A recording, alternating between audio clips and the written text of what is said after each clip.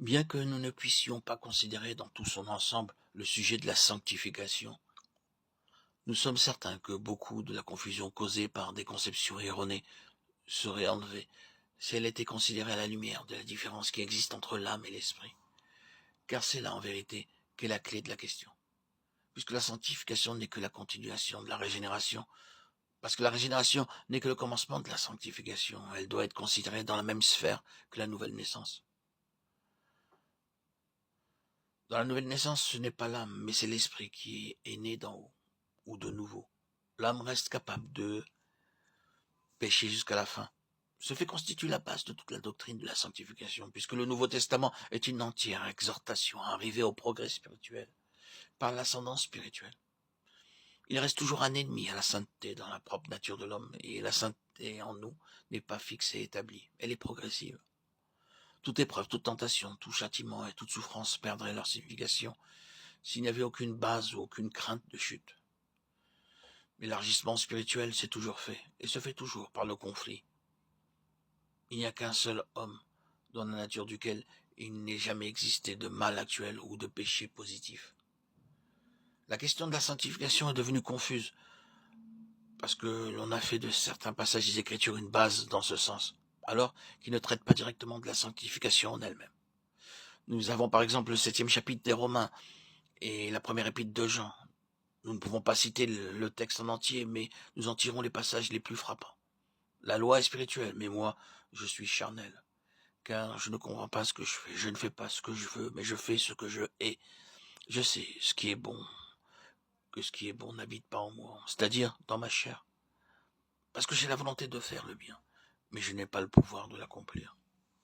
Selon l'homme intérieur, je prends plaisir à la loi de Dieu, mais je vois dans mes membres une autre loi qui combat contre la loi de mon entendement et qui me rend captif de la loi du péché qui se trouve dans mes membres, misérable que je suis.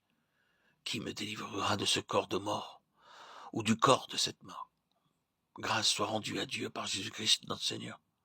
Ainsi donc, je suis moi-même assujetti par l'entendement à la loi de Dieu, mais par la chair à la loi du péché.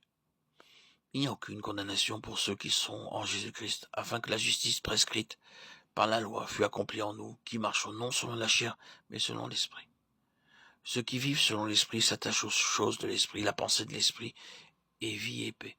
Or vous êtes dans l'esprit, si du moins l'esprit de Dieu habite en vous. Si donc Christ est en vous, l'esprit vivant à cause de la justice. Si par l'esprit vous faites mourir les œuvres du corps, vous vivrez. Romains chapitres 7 et 8. Si nous disons que nous n'avons point de péché, nous nous séduisons nous-mêmes et la vérité n'est point en nous. Si nous confessons nos péchés, il est fidèle et juste pour nous les pardonner. Si nous disons que nous n'avons pas péché, nous le faisons menteur et sa parole n'est point en nous. Quiconque commet le péché transgresse la loi. Quiconque demeure en lui ne pêche pas. Quiconque pêche ne l'a pas vu et ne l'a pas connu. Celui qui commet le péché est du diable. Quiconque est né de Dieu ne commet point de péché, parce que la semence de Dieu demeure en lui. Et il ne peut pécher parce qu'il est né de Dieu. 1 Jean 1, 8, 9 et 10, 3, 4, 6 et 9. Au premier abord, ces derniers passages de l'épître de Jean peuvent sembler contredire la grandeur magnifique des premiers passages tirés de Romains. Mais comme la parole de Dieu ne peut pas se contredire, il nous faut découvrir de quelle manière tous sont vrais. Il nous faut répéter avant tout que ces passages n'ont pas été écrits en premier lieu en rapport avec la sanctification. Le chapitre 7 des Romains a été écrit en relation avec la justification et la délivrance de la loi. Le premier épître de Jean a été écrit en relation avec un vrai christianisme et un faux christianisme, avec la véritable nouvelle naissance et la prétention de certains qui se donnaient le nom de chrétiens. Ces deux catégories sont représentées par deux expressions ou deux phrases, nous savons, et celui qui dit. L'une souligne une expérience vivante, l'autre une prétention sans fondement. Jean avait en vue l'apostasie. Mais il y a dans ces deux cas une chose en commun, c'est la nature de la nouvelle naissance et le développement qui suivra ensuite dans la vie. La sanctification paraît comme étant de même nature que la régénération, mais elle est l'issue est le développement progressif de la régénération, son aboutissement. Nous ne pouvons donc pas lire le chapitre 7 des Romains sans continuer par le chapitre 8, et nous ne pouvons pas lire la première épître de Jean sans remarquer tous les termes qui la gouvernent, tels que marcher, demeurer, faire.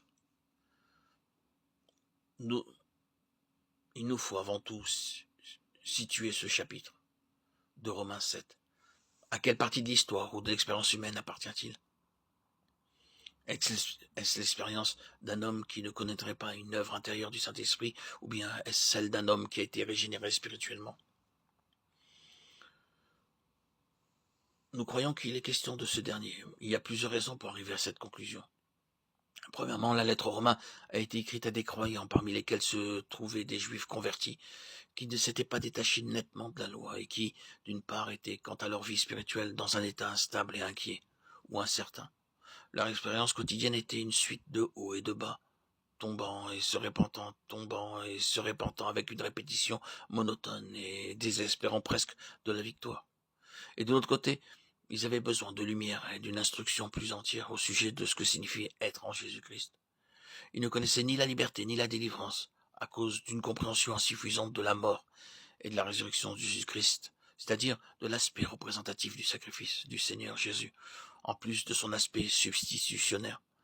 De plus, Paul, qui avait déjà montré dans le chapitre 6 des Romains ce que signifie l'identification avec Christ, continue à souligner qu'elle a pour résultat de tirer une ligne entre la chair et l'esprit dans le croyant, et qu'elle demande que la marche soit désormais dans l'esprit.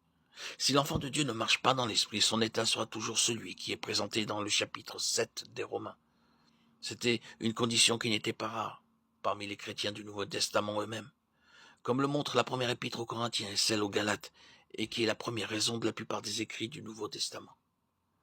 Enfin, et ceci est un point des plus importants, l'apôtre écrivait après plusieurs années aux Philippiens, leur dit que, avant d'avoir été régénéré, sa position était quant à la justice de la loi exempte de tout reproche.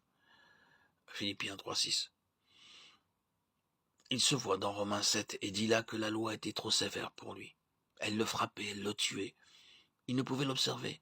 Sous son fardeau, il s'écria « Misérable que je suis ».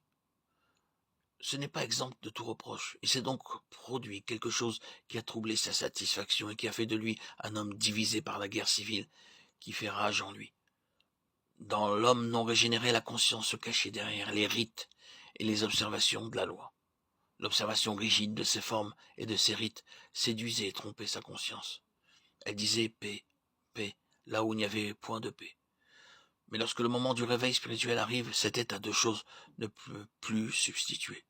La conscience ne peut plus être séduite, et bien que l'âme puisse encore essayer quelques flirts avec le péché, l'esprit éveillé et vivifié et réprime sa propre âme. Il appelle les choses par leur nom, c'est-à-dire il appelle le péché péché. Au lieu de traiter la loi des cérémonies comme une compensation à la morale, il comprend que cette dernière est la chose essentielle, et que l'obéissance vaut mieux que les sacrifices, et l'observation de sa parole vaut mieux que la graisse des béliers. 1 Samuel 17, 22.